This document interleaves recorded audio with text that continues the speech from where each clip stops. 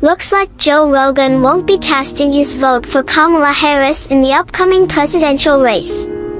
On his podcast, The Joe Rogan Experience, he shared his concerns about free speech being under threat if the current vice president takes over as the next U.S. president.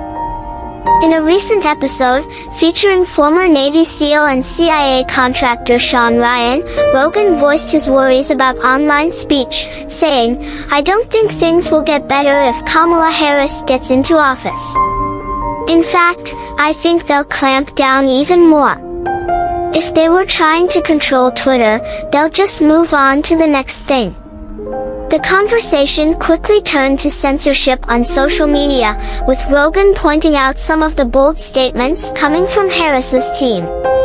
He mentioned a remark made by VP nominee Tim Walz, who said, "There's no guarantee to free speech when it comes to misinformation or hate speech, especially around our democracy."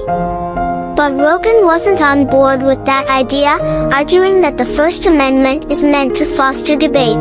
You say something wrong, and then someone who knows better corrects you. Ryan chimed in, too, saying, "Misinformation? That's all just opinion." And Rogan didn't hold back on recalling the pandemic days, when talking about masks stirred up controversy.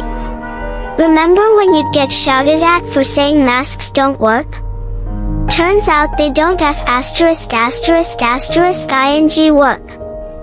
Of course, this isn't the first time Rogan has faced heat.